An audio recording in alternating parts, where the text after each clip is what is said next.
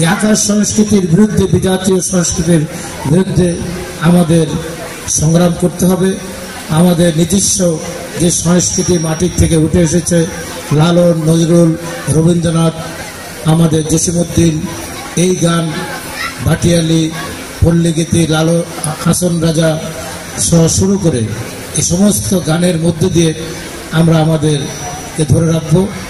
আমি আমার বক্তব্য বিশেষ দীর্ঘায়িত করতে চাই না। পরিশেষে আমাকে কিছু কথা বলার সুযোগ করে দেওয়ার জন্য স্কুল কর্তৃপক্ষ এবং আজকের এই যারা এই প্রাক্তন ছাত্র স্কুল এবং ছাত্রছাত্রীরা যে অনুষ্ঠানটি করছেন, সেই অনুষ্ঠানের যিনি সভাপতি উনি আমাকে দাওয়াত দিয়েছেন, আমার সহযোগীকে দাওয়াত দিয়েছেন। এজন্য আমার পরিবারের পক্ষ থেকে, বিশেষ করে আমি যে দলটি করি বিএনপি জাতীয়তাবাদী দল, এই দলের বেগমগঞ্জ পৌরসভার পক্ষ থেকে তথা নোয়াখালী জেলার পক্ষ থেকে আপনাদের স্কুলের সকলকে ধন্যবাদ জানিয়ে আমি আমার বক্তব্য এখানে শেষ করছি। আল্লাহ হাফেজ।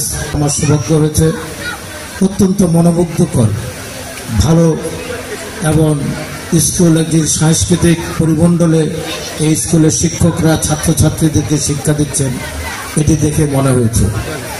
আমরা 71 সালে মুক্তিযুদ্ধ করেছি আমাদের দেশের ঐতিহ্য ধারণ করার জন্য, সংস্কৃতিকে ধারণ করার জন্য, সংস্কৃতিকে ধরে রাখার জন্য।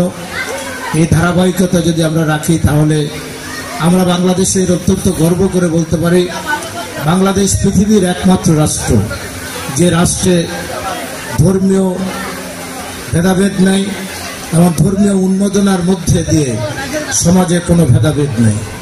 আমরা একটি অহিংস রাষ্ট্র হিসাবে পৃথিবীতে বিশ্বাসী।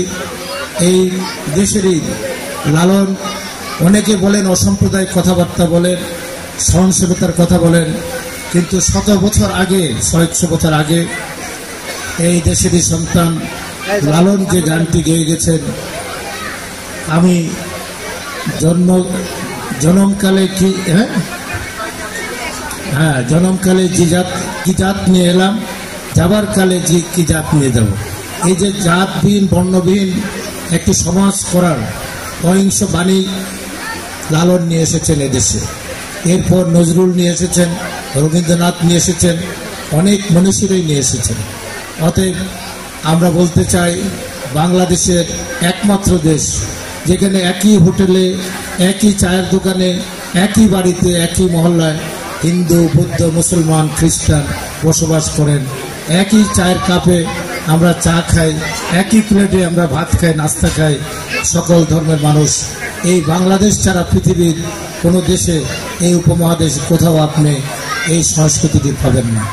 অতএব আমরা আমাদের মাটির শিকড় থেকে যে সংস্কৃতি উঠে এসেছে আমরা এটা লালন করব। আমরা একটু আজকে আতঙ্কিত আছি, আমাদের বাচ্চারা, ছেলে মেয়েরা আকাশ সংস্কৃতির আজকে আক্রান্ত।